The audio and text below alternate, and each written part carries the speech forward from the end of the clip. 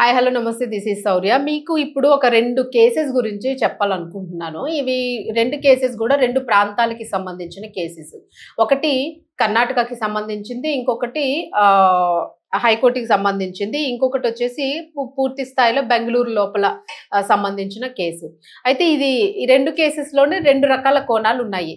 ఒకటి పెళ్ళైపోయిన భార్యాభర్తలకి సంబంధించి, ఇంకొకటి సహజీవనానికి సంబంధించిన స్త్రీ పురుషుల గురించి. వాళ్ళని భార్యాభర్తలని మనం ప్రొనౌన్స్ చేయలేం వాళ్ళనుకున్నా గూడాను.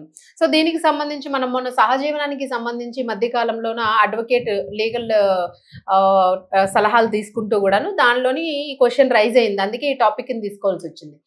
సహజీవనం చేస్తున్న వారు ఏదైనా వాళ్ళ హక్కుల గురించి గానీ, ఏదైనా గూడాను కోర్టుని సంప్రదిస్తే వాళ్ళకి ఎలాంటి వాళ్ళకి భరోసా లభిస్తుంది కోర్టు నుంచి అని అనుకుంటే, స్త్రీని పురుషుడు మోసం చేసినా, పురుషుడిని స్త్రీ మోసం చేసినా గూడాను సహజీవనంలోని ఎవరు గూడా కోర్టుకి అప్రోచ్ అవ్వడానికి కుదరదు. అంటే ఆస్తి హక్కుల్లో గానీ, పెళ్లికి సంబంధించి గానీ ఇట్లాంటివేమీను. కేవలం వాళ్ళకున్న పిల్లలకి సంబంధించి వాళ్ళు ఒకవేళ సహజీవనంలో పిల్లల్ని గనక కంటే, వాళ్ళు మాత్రము కోర్టుని అప్రోచ్ అవ్వచ్చు. తండ్రికి సంబంధించిన ఆస్తుల్లోనే, తండ్రికి సంబంధించి వ్యవహారంలోని బాధ్యుడిగా ఉండాల్సిన అవసరం ఉంటుంది.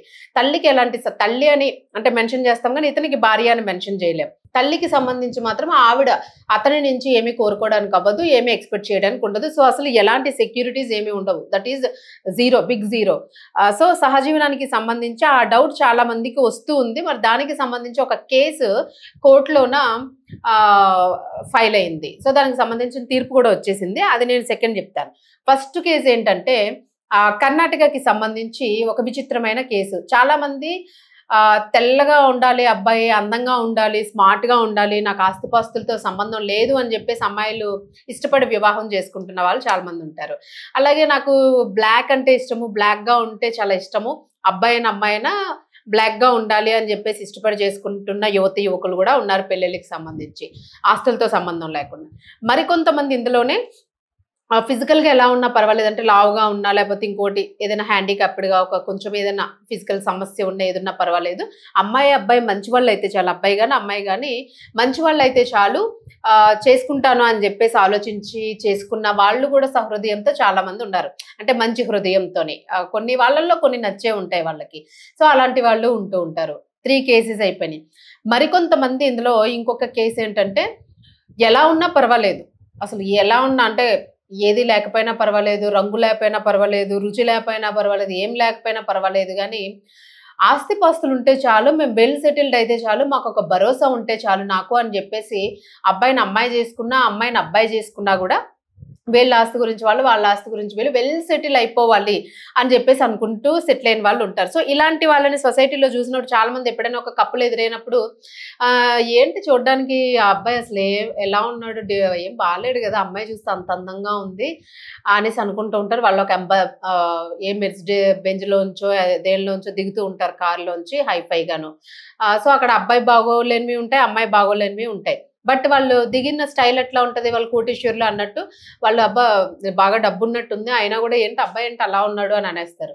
లేదని అనుకుంటే చాలా డబ్బున్నట్టుంది, అమ్మాయి ఏంటి అట్లా ఉంది, కట్నం గట్టిగా పెట్టినట్టున్నారు, బాగా గోల్డ్ గిల్డ్ అన్నీను కారది అత్తమామలు కొనిచ్చినట్టున్నారు. ఇట్లాగా ఈ రకంగా కూడా మాట్లాడుకున్న వాళ్ళు ఉంటారు. సో, సొసైటీలోని జంట సరిగా లేకపోతే అంటే చూడ్డానికి జంట అంత అనిపించకపోతే ఖచ్చితంగా డబ్బుల కోసం చేసుకున్నారని అనుకుంటారు. అయితే మరికొంతమంది గూడా మంచి వేలో ఆలోచించే వాళ్ళుంటారు.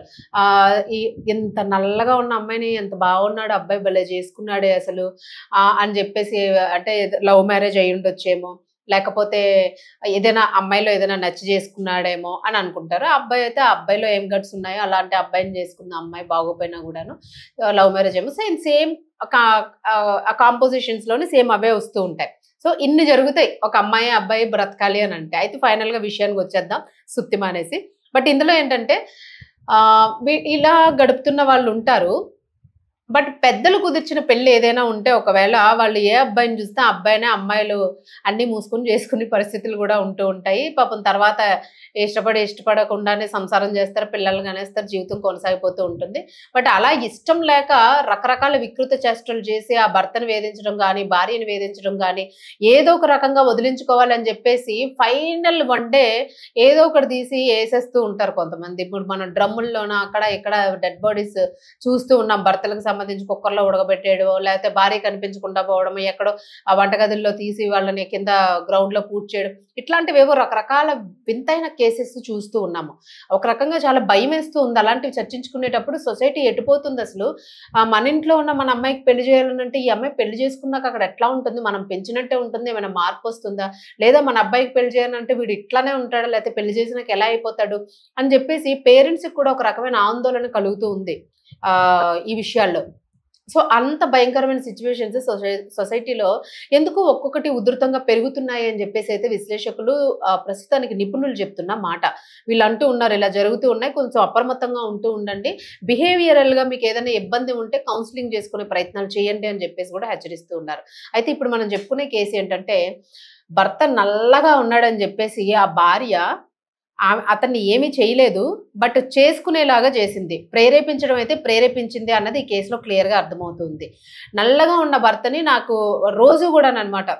నాకు నువ్వు నచ్చలేదు. నువ్వు చెత్తలాగున్నావు. నువ్వు నల్లగా ఉన్నావు. నువ్వు అలాంటి వాడివి, ఇలాంటి వాడివి. నీకు ఎవరెవరితో దగ్గరికో పో నువ్వు. నేను అవసరం లేదు. నేను అక్కర్లేదు. నాకు నువ్వు అక్కర్లేదసలు. ఇట్లాగా ఒక్కరోజు కూడా దగ్గరికి తీయకుండా, అతనికి ఒక ముద్ద గూడా వండి పెట్టకుండా, అసలు ఫిజికల్‌గా గాని, మెంటల్‌గా గాని ఏ రకంగా గూడాను పెళ్ళైనప్పటి నుంచి గూడా ఇద్దరూ కలిసున్న దాఖలాలు అసలు లేవు. అతను అసలు దగ్గరికే రానివ్వడం లేదు. మరి ఏం చేస్తాడు ఆ భర్త? ఏం చేయాలో అర్థం గాక తలపట్టుకొని కూర్చొని రోజు గూడాను ఈ వేధిస్తూ ఉంటే రోజు ఏడ్చి బాధపడి మరి ఫ్రెండ్స్‌కి చెప్పుకోలేక, తనలో తాను నలిగిపోలేక, ఉద్యోగం సరిగ్గా చేసుకోలేక, మెంటల్‌గా డిప్రెస్ అయిపోయి రకరకాల యాతన పడుతూ గూడా ఒక రకంగా ఎన్ని సంవత్సరాలు మరి దాదాపుగా చాన్నాళ్ళ పాటు నరకం చూసాడసలు. అంటే ఎలా ఉంటదంటే ఇప్పుడు వద్దు నువ్వు నాకు అని చెప్పేసి వదిలేసి కోర్ట్‌లోనో అప్రోచ్ అయిపోయి విడాకులు తీసేసుకుంటే పర్వాలేదు. లేదననుకుంటే పెద్దల మధ్య అని చెప్పేసి విడిపోయినా పర్వాలేదు. ఐదర్ నచ్చకపోతే ఇంకెవరితోనైనా కొంతమంది మొదటి భర్త నచ్చకపోతే చెప్పే పెట్టకుండా పిల్లల్ని, ఫ్యామిలీని వదిలేసి వేరే వాళ్ళతో ఎళ్ళిపోయినోళ్ళు ఉంటూ ఉన్నారు. బట్ ఈ కేసులో ఏంట్రా అంటే అసలు డైలీ టార్చర్ అనమాట. Daily slow poison. నల్లగున్నావు కంప్లీట్‌గా కలర్ మీద కలర్‌నే ఒక వెపన్ లాగా ఒక పాయిజన్ లాగా వాడుతూ రోజు హింసించడం వల్ల అది తట్టుకోలేక మానసిక ఆందోళన ఎక్కువైపోయి ఇంక ఇట్లాగే నా మెంటల్ కండిషన్ ఉంటే నేను ఏదో ఒకటి చేసుకొని ప్రాణం తీసేసుకునే స్థాయికి వెళ్ళిపోతాను నేను అని చెప్పేసి నిజంగానే చాలా రియలైజ్ అయ్యి తను మోటివేట్ చేసుకుని ఏం చేయాలా అని చెప్పేసి ఆలోచించి మొత్తానికి ఒక నిర్ణయానికి వచ్చాడు లాస్ట్‌కైనా. ఏది ఏమైనా సరే ఏదో ఒక రోజైతే ఖచ్చితంగా పోతాము. అదేదో నార్మల్‌గా పోవాలి. నన్ను నేను హింసించుకొని, నన్ను నేను చంపుకోవడం కరెక్ట్ కాదు. అలా అని నేను ఆమెనేమి అనడానికి లేదు. ఒకవేళ ఏమైనా అంటే మళ్ళా తిరిగి ఏ కేసు పెట్టుద్దే 490 ఏవో ఉన్నాయి. ఎట్లాంటి కేసు ఏదైనా పెట్టి ఇరికించే అవకాశం కూడా ఉంటుంది. సో, మళ్ళా నేను జైలుకో పోవాలి. చేయని తప్పుకి నేను శిక్ష అనుభవించాలి. ఆల్రెడీ ఇప్పటికే నరకం చూస్తూ ఉన్నాను అని చెప్పేసి సైలెంట్‌గా శుభ్రంగా పోయి కోర్ట్‌లోన కేస్ ఫైల్ చేసేసాడు. నాకు ఇట్లా ప్రాబ్లమ్ ఉంది ఈవిడ నుంచి అని చెప్పేసి ఫుల్ డీటెయిల్స్ ఇచ్చేసి కలర్‌కి సంబంధించి నన్ను ప్రతిరోజు కూడా వేధిస్తూ నరకం చూపిస్తుంది. నాకు చావే శరణ్యం అన్నట్టు నా పరిస్థితి మారిపోయింది. నేను ఎవరికీ చెప్పుకోలేని పరిస్థితి. మానసికంగా కూడా నేను అసలు అది నేను మాటల్లో వర్ణించలేను అని చెప్పేసి బోరుమని కోర్టుకెళ్ళి ఆ అడ్వకేట్ దగ్గర పోయి, ఆ లాయర్ దగ్గర కాళ్ళ ఎళ్ళబడి ఇదంతా వివరించుకుంటే కేస్ ఫైల్ చేసి కోర్ట్‌లో పడేశారు. మొత్తానికి భర్త నల్లగా ఉన్నాడని భార్య వేధించడము కరెక్టేనా అంటే కలర్ అసాసినేషన్ బాడీకి సంబంధించి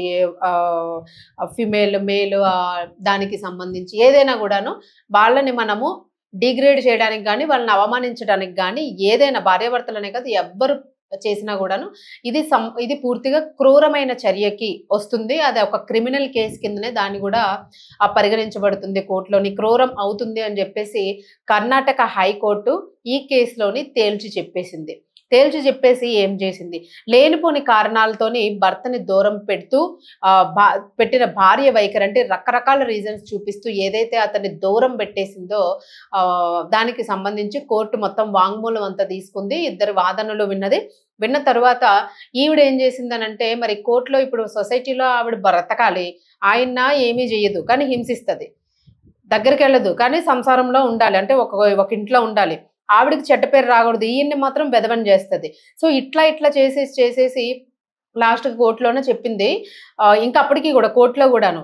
మరి ఆవిడే విడాకులకు అప్లై చేసిందనుకోండి, ఇలా విడాకులు ఇచ్చేసిందంట అని జెప్పేసి అనుకునే కన్నాను, అతనే ఏదో చేసి విడాకులు ఇచ్చేసాడంట, అతనే మంచోడు గాదంట అని అతని నుంచి విడాకులేసుకునేలాగా అంటే ఏదో ఒకటి తనకి తాను ఏదైనా జేసుకునేలాగా ఒక దీన్ని ప్రేరేపించిందనమాట. ఆ ప్రేరేపించడంతో మొత్తానికి ఆవిడ ఏదైతే అనుకుందో ప్లాన్ అయితే ఇక్కడ సక్సెస్ అయినట్టుగానే కనిపిస్తుంది. బట్ సక్సెస్ అయినప్పటికీ కూడా ఒక రకంగా అతను గూడా సేఫ్ సైడ్ పడ్డాడు అన్నదైతే మాత్రము ఈ ఈ దీనిలో అర్థమవుతూ ఉంది. అంటే హాని జరగకుండా తప్పించుకున్నాడు ఆయన అని. ఏముంది ఏదో ఏదో ఇన్నాళ్ళు ప్రేమ చూపించింది ఏదో ఒకరోజు ప్రేమ చూపించి పక్కకెళ్ళింది ఏదో తినిపించో ఏదో చేసి ఏసేసిందనుకోండి, ఇక మరేం ఉండదు. గతి, అతి గతి ఇంకేం లేదు. అయిపోయింది అక్కడితో క్లోజ్ చాప్టర్. అలాంటి వాళ్ళు చాలా మంది ఉన్నారు గాబట్టి, ఇప్పుడు సొసైటీలో జరుగుతున్నాయి కాబట్టి, ఇవన్నీ గూడా ఆయన డైజెస్ట్ చేసుకోలేక ఏదో రకంగా తప్పించుకోవాలన్న ప్రయత్నంలోని కోర్ట్‌కి అప్రోచ్ అయ్యాను అని జెప్పేసి ఆయన ఇందులో వాంగ్మూలం ఇవ్వడం జరిగింది. ఆయన చెప్పారు. ఈ కేసుకి సంబంధించి వాళ్ళకి ఎక్స్‌ప్లెయిన్ జేయడం జరిగింది. చేసిన తర్వాత కోర్టు మొత్తం విచారించి ఆవిడది గూడా ఆవిడ ఏం మాట్లాడిందో విని ఇద్దరి వాదనలు గూడా విని ఆవిడకి సంబంధించింది అడిగినప్పుడు ఆవిడ చెప్పింది. అవును నాకు కలర్ ఇష్టం లేదు. నేను ఆ కలర్‌తో వేధించలేదు అని ఆవిడేం ఒప్పుకోలేదు. కలర్ ఇష్టం లేదు అందుకే నేను చేస్తున్నాను అసలు ఏం ఒప్పుకోకుండా ఈయన మంచోడు గాదు. వివాహేతర సంబంధాలున్నాయి. దాని దగ్గరికి దీని దగ్గరికి పోతాడు. విచ్చలవిడిగాను మందు తాగుతాడు. అది ఇది ఇంక ఏవేవో లేనిపోని ఏ ఆరోపణలైతే మోపకూడదో ఆ రకమైన ఆరోపణలన్నీ ఆయన మీద మోపింది. మరి మోపితే కోర్టు అమ్మ నువ్వు చెప్పావు ఇది అని చెప్పేసి సంతకం పెట్టేసి విడాకులు ఇచ్చేయదు గదా! మళ్ళా అన్నిటికి కూడా ఎవిడెన్సెస్ అడిగింది. అంటే ఇప్పుడు నీ మీద చెయ్యేసాడు లేకపోతే నాకిష్టం లేకుండా నన్ను నా మీద రేప్ అటెంప్ట్ చేశాడనంటే ఖచ్చితంగా మళ్ళా ఫిజికల్ టెస్ట్ చేపిస్తారు. సో, అక్కడ ఫెయిల్యూరు. ఏమైనా నీ ఒంటి మీద నన్ను కొట్టాడు, కరిచాడు, గీసాడు, గిచ్చాడనంటే మరి అది చూపించమంటారు. అక్కడ కూడా ఫెయిల్యూరు. మరి వివాహేతర సంబంధం ఉందన్నావు గదా! మరి నీ దగ్గర ఏమైనా ఫోటోస్ గాని, వాళ్ళకి సంబంధించిన వీడియోలు గాని ఏమైనా ఉన్నాయా అనంటే అక్కడ కూడా ఫెయిల్యూరు. సో, అన్ని రకాలుగా ఫెయిల్ అవ్వడం వలన ఈ కేసు అతనికి పాజిటివ్‌గా ఉండి ఈవిడకి సంబంధించి కోర్టయితే మాత్రం కేసుని కొట్టేస్తూ ఆయన ఏదైతే విడాకులకి నాకు ఈవిడ దగ్గర నుంచి మోక్షం కలిగించండి మహాప్రభు అని చెప్పేసి వేడుకున్నాడో, ఇవన్నీ పర్యవేక్షించిన తర్వాత ఓవరాల్‌గాను విడాకులిస్తూ తీర్పుని ఇచ్చేసింది కోర్టు. సో, చాలా మంచి పని చేసింది. మొత్తానికి ఊపిరి పీల్చుకున్నాడు. ప్రాణాలతోని అతగాడు బయటపడ్డాడు. సో, టైం బావుండి, అన్నీ బావుండి మళ్ళా మంచిగా ఏదైనా కుదిరి పెళ్లి చేసుకొని హ్యాపీగా ఉంటే చాలా మంచిదే అన్నట్టే కోరుకుంటారు ఎవరైనా గూడాను. సో, అలా హ్యాపీగా లైఫ్‌ని లీడ్ చేయాలనే కోరుకోవాలి ఎవరైనాను. మరి ఈ మహానుభావురాలు ఇప్పుడు ఈ కలర్‌కి సంబంధించి ఏదైతే ఆవిడ మాట్లాడిందో మరి ఆవిడ ఏం చేస్తుంది అన్నదైతే మాత్రం ఇదొక రకమైన సస్పెన్స్. అది ఇంకా అనవసరం మనకి. సో, ఎందుకంటే ఇంత చేసినోళ్ళు వాళ్ళు వాళ్ళ లైఫ్‌ని ఏదో సెట్ చేసుకునే ఉండుంటారు అని చెప్పేసి కొన్ని రకాల ఆరోపణలైతే వస్తూ ఉన్నాయి. ఇంకా అదయిపోయింది అక్కడితో క్లోజ్.